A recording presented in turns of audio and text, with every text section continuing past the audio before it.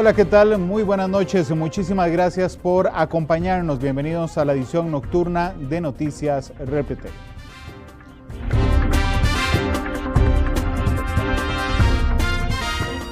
Costa Rica enfrenta una epidemia por diarreas con 6.000 personas afectadas en todo el país.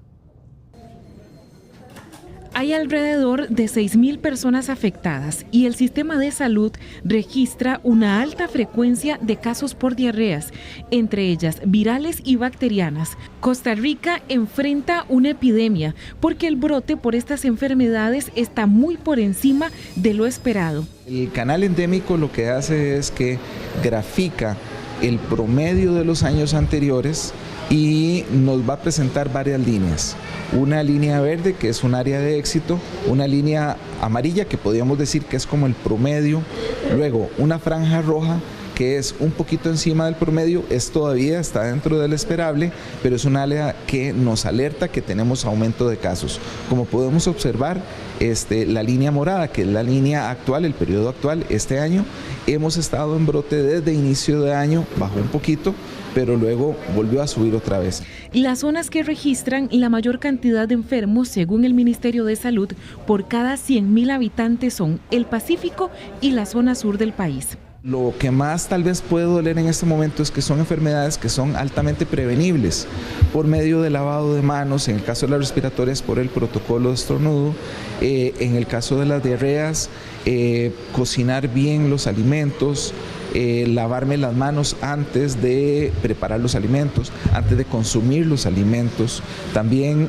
las comidas que ya están preparadas, calentarlas, llevarlas a un grado de cocción adecuado, y los alimentos que no son cocinados, por ejemplo las ensaladas, hacer un proceso de desinfección previo con agua con solución clorada.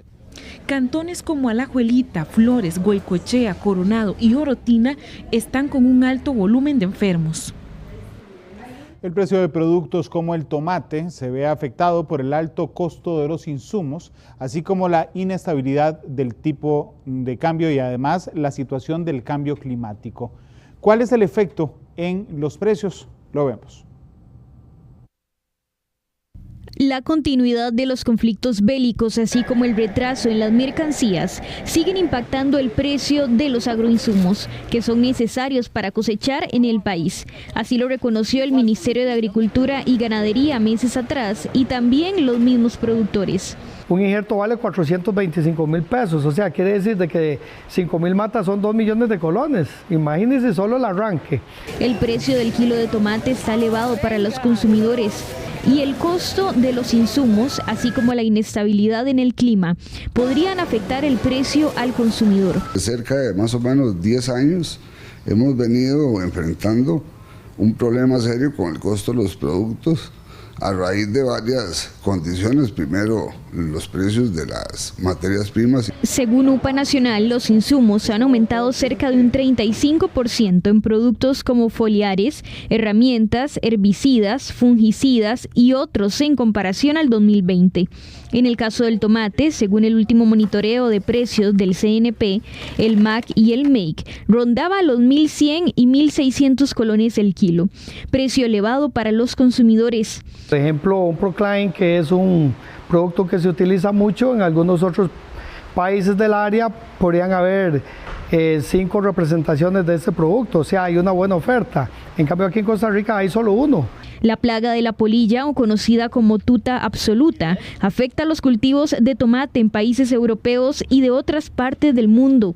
Costa Rica también tiene que protegerse con agroquímicos para prevenir estas enfermedades que afectan a la planta. Atomizado una vez, por ejemplo, ¿verdad? Tiene que atomizar 2. Si uno, digamos, fertilizaba una vez al mes, bueno, tendría que fertilizar 2. En pandemia el incremento fue excesivo y después de eso ha venido disminuyendo el precio de los agroquímicos. Será esperar a las próximas semanas para determinar cómo se comporta el precio de los alimentos. Personas mayores de 40 años tienen mayor problema para conseguir empleo. Una mujer nos relata que no fue tomada en cuenta por la edad. El conseguir empleo se vuelve aún más difícil para la población mayor de los 40 años. Prácticamente esos son el tipo de personas que trabajan más, los que tienen 40, 50 años. Muchas personas todavía en esa edad son capaces, tienen la habilidad, la experiencia, ¿verdad? A muchos nos cuesta conseguir trabajo ya mayores de edad y los que todos tenemos no lo soltamos por hasta esperar la pensión. En Costa Rica, la Agencia Nacional de Empleo brinda cursos que ayudan a potencializar el conocimiento de estas personas para lograr adaptarse a los mercados laborales. En este caso, una mujer intentó ingresar, sin embargo manifiesta que le indicaron por medio de una reunión virtual que mantuvo con el personal de la agencia que debía tener menos de 45 años. Me contacta la Agencia Nacional de Empleo del Ministerio de Trabajo, hablé con una persona, esta persona me habló a mí y me dio las indicaciones para poder entrar a un link, por decirlo así. Le pregunté, ¿y hay un límite de edad? Sí, hasta los 45 años. No es después de los 45 años. ¿Qué pasa con todas las personas que tenemos de 45 a 70 años aproximadamente? Todas las personas que tenemos tal vez toda la capacidad a nivel profesional. Realizamos la consulta a la Agencia Nacional de Empleo y nos indicaron que la misma no tiene como requisito la edad y que la persona debía comunicarse al servicio al cliente para ser apoyada en el ingreso. En el Consejo Nacional de la Persona Adulta Mayor indicaron que si un empleado tiene sospechas de que fue discriminado por su edad, puede presentar una denuncia formal. Debe de presentarse a las oficinas del Ministerio de Trabajo correspondiente o más cercanas y presentarse con su cédula de identidad y con todas las pruebas que evidencien o con las que usted pueda demostrar que en efecto su patrono está teniendo una actitud discriminatoria por su edad. La Agencia Nacional de Empleo cuenta con actualmente más de 3.400 empresas registradas, 21.500 personas inscritas y cerca de 8.000 puestos vacantes publicados. Estudios internacionales alertan que la población en edad de trabajar en Costa Rica se reduciría a cifras cercanas al 60%, 6 de cada 10. ¿Cómo afectará a la economía? Lo vemos. Costa Rica tiene una de las esperanzas de vida más altas de América Latina. Es de 79 años, frente a 73 años en la región. Así lo advierte la Organización para la Cooperación y el Desarrollo Económico, es decir, la OCDE. Sumado a esto, la población en edad de trabajar es cada vez menor en nuestro país. La falta de oportunidades educativas, cierto condicionamiento del mercado laboral, que por ejemplo se solicita experiencia para tener ciertos puestos de trabajo y eso es una limitante. El panorama no es muy alentador, ya que el país tiene una de las tasas de fecundidad más bajas. Si retrocedemos al 2020, un 69% de la población estaba en edad de trabajar. Esta cifra bajaría al 63% en el 2050, según la OCDE. Ahora nadie quiere tener hijos, pero hay una razón. ¿Qué Costa Rica le vamos a dejar a los bisnietos, a los nietos? Estudios internacionales evidencian que esto podría afectar a la economía, que por supuesto requiere de talento humano para que las empresas trabajen bien. Hace falta mayor cantidad de recursos que el Estado pueda brindar por medio de las instituciones sociales que tiene para poder llegar a esa población que están en condiciones de pobreza, que están en condiciones de alta vulnerabilidad. La OCDE señala que es necesario más políticas públicas sobre empleo y productividad, reducción de las brechas salariales, así como ayudar a los hogares vulnerables para que apoyen a la escolarización de sus hijos. Un mes tendrán 110 familias en Miravalles de Curridabat para desalojar sus viviendas ante la amenaza de un deslizamiento. Sin poder dormir, así pasó doña Ángela al enterarse que ella es una de las 396 personas que serán desalojadas del asentamiento Miravalles 2 en Curridabat. La adulta mayor tiene 28 años de vivir en este punto y depende de su pequeña pulpería. ¿Qué voy a hacer yo si me sacan de aquí? ¿A dónde me voy a ir a vivir si no tengo a dónde? Yo paso de tantos años de lucha que yo trabajé para tener mis cosas y ahora que me saquen de aquí no tengo a dónde irme a meter. En este informe emitido por el Ministerio de Salud se da la resolución tras estudios hechos en 2007 que detallan de un posible riesgo de deslizamiento. En total, serán 211 mujeres, 185 hombres, 72 casas en las que viven menores de edad, 10 estructuras con adultos mayores y 11 viviendas personas con discapacidad, las que fueron notificadas. Esto no solo se refiere a una familia, no se refiere solo a una persona, sino que estamos hablando que todo el sector de Miravalles. Tenemos hijos, la mayoría de personas que vivimos aquí tenemos hijos, tenemos chicos en la escuela, ¿verdad? Y esto no viene ahorita, esto viene de hace mucho tiempo atrás. Ingresamos hasta estas viviendas, fondos de este asentamiento. Las familias piden ahora un mayor plazo para poder prepararse. Por ejemplo, Kimberly es madre de 7 menores y ahora no sabe qué hacer. Pero no es justo que los vengan a sacar hasta ahora, porque eso está desde el 2019, es lo que tengo entendido. Y no es justo que ahora que uno va metiéndole más cositas a las casas, lo quieran hacer sacados a uno. Ante esto, este lunes algunas de las familias se reunieron con representantes del Ministerio de Salud y de la Municipalidad de Curridabat para pedir no ser removidos. Los vecinos del día de ayer, en la mañana se les notificó que tenían un mes para desalojar. Y los vecinos, ellos son conscientes de que ya hay una orden de acatamiento, pero también lo que están pidiendo que un mes no es el tiempo posible para ellos buscar una reubicación. Por ahora el Instituto Mixto de Ayuda Social dará ayuda 3 meses para el alquiler de estas familias. El 21 de agosto será la fecha máxima que el Ministerio de Salud tomará posesión de uno de sus terrenos. Casi 60.000 vehículos se oxidan en los depósitos del COSEBI por trámites engorrosos que frenan su donación a otras instituciones. Una vez que ingresan a ese plantel, su destino prácticamente ya está definido, convertirse en chatarra con el paso de los años. Un terreno ahí inmensamente metiéndole chatarra que no va a tener ningún uso, porque calculo que fácilmente un 80% de esas motocicletas que están ahí no las van a reclamar.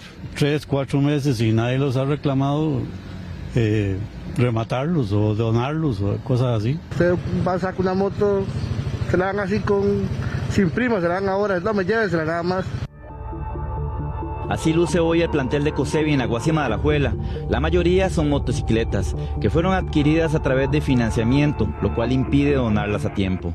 Y son la inmensa mayoría que tienen prendas porque los vehículos que detienen, la gente los ha sacado a créditos en almacenes y los almacenes han puesto juicios y aunque ese vehículo ya no sirva, carga la prenda y yo tengo que seguir toda una notificación a la autoridad judicial, hacer un levantamiento del gravamen para luego poder ir a desinscribirlo al Registro Nacional. La directora de COSEBI afirma que ha gestionado 6.500 vehículos para chatarra en el último año, pero cada día ingresan 12 motos y carros nuevos por decomisos de tránsito.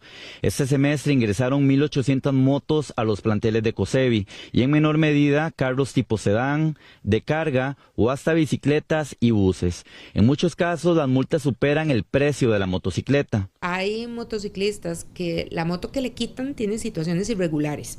Entonces, ellos no son los propietarios registrales ni conocen al propietario registral, entonces no la pueden sacar. En muchísimas ocasiones nos consultan porque el propietario registral se murió. Entonces, esa persona debería iniciar un proceso sucesorio con un abogado para poder irla a recoger. Los diputados discuten un proyecto de ley para acelerar la donación de carros y motos. Pretenden que el Estado condone intereses y recargos del marchamo de estos vehículos, los cuales se convierten en una carga para el Estado. Lo que hace el Ministerio de Obras Públicas y Transportes es que se convierten en propiedad de ellos, pero no les excluye de la responsabilidad de ponerlos al día para poder disponer de ellos. Los planteles también consumen muchos recursos para mantenerlos a través de impuestos. 3 depósitos cuestan 50 millones de colones al mes en alquiler. Además, los costos de seguridad a nivel nacional ascienden a los 50 millones de colones. En servicios públicos, 1.8 millones de colones al mes y en videovigilancia, 16 millones de colones. Esto suma un gasto cercano a los 1.500 millones de colones al año.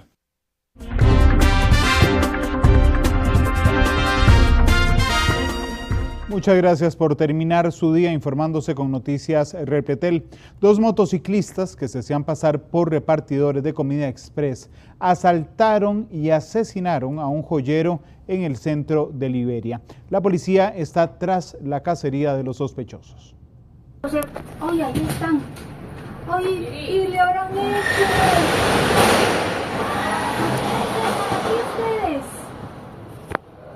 ¿Son esos los que están robando? Sí, yo los vi pasar, yo los vi.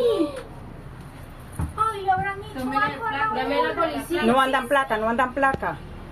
Uy, la policía, la policía. Ese es el momento en el que observan a los sospechosos salir del local. También se escucharon los últimos disparos. Ya habían ejecutado las detonaciones dentro de la joyería y huyeron en una motocicleta sin placas, con un bolso de entrega de comidas, ropa oscura y con casco. Dentro del local, sin contemplación, le quitaron la vida a don Raúl Talavera, propietario de la joyería. El asalto se dio en el centro de Liberia, a 100 metros del edificio del Banco de Costa Rica. Trasladan las unidades móviles, una vez que llegan al lugar, ubican dentro del inmueble a una persona ya fallecida. Según versiones de la esposa, habría sido producto de un asalto, 2 personas que ingresan al lugar en motocicleta. Una vez que ingresan al sitio, pues detonan arma de fuego hacia el dueño del establecimiento. Don Raúl recibió al menos 3 disparos de arma de fuego que le quitaron la vida. Un caso similar ocurrió en enero anterior, cuando los asaltantes ingresaron también a una joyería en Liberia. 2, justamente 2. Aquí van corriendo en persecución. Sí, señora. No. Sí.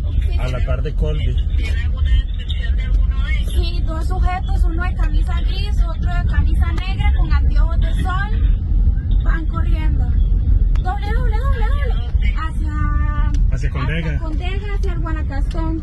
Los homicidios en una joyería tampoco son nuevos. El 11 de noviembre del 2021, delincuentes asaltaron la joyería Zafiro en Cartago Centro y asesinaron a su propietario, don Franklin Serrano Bravo, de 61 años. Por ese caso condenaron a 2 asaltantes a 18 años de prisión en diciembre del año 2022. Este mediodía, desde el momento en el que se ejecutó el asalto, la policía está tras los sospechosos. Disfrutan matar a otra persona. Entonces podemos hablar, por ejemplo, el caso de una persona que no tiene experiencia y que se siente intimidada o que se siente estresada por la situación que está cometiendo. Como podemos hablar también de un homicida que ya no tiene ningún tipo de respeto o ningún tipo de empatía por la vida de otra persona.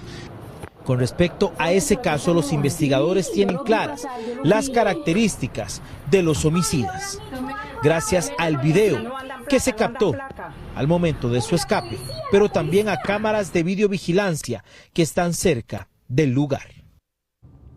Un trabajador falleció al caer 30 metros en un pozo artesanal en Orotina cuando se disponía a salir tras finalizar su labor.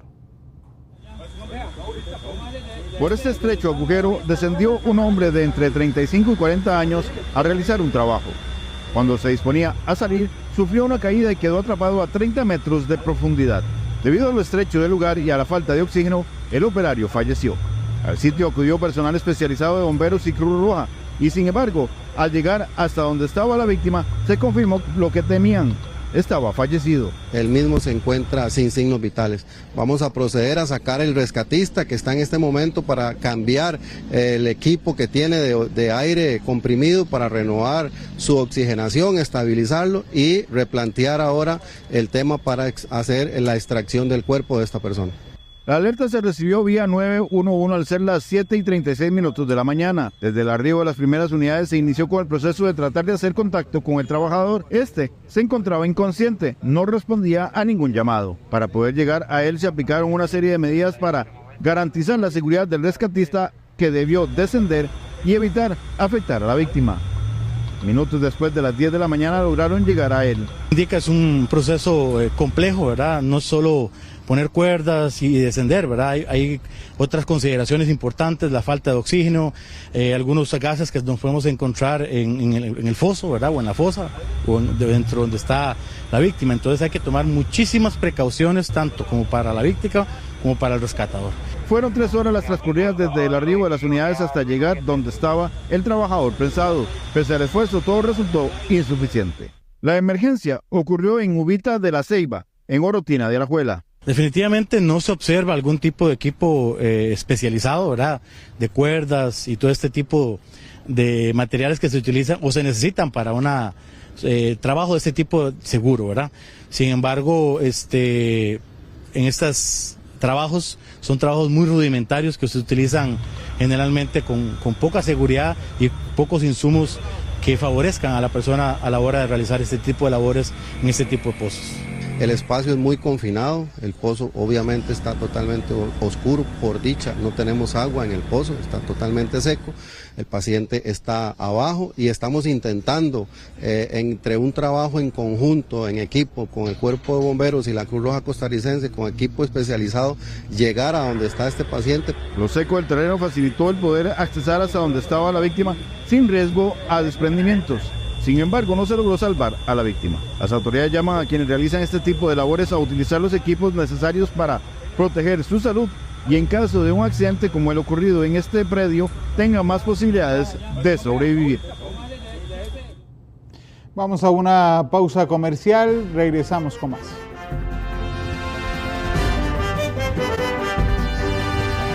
Muchas gracias por acompañarnos todo este lunes con la información más importante de Costa Rica y el mundo. Buenas noches, feliz descanso.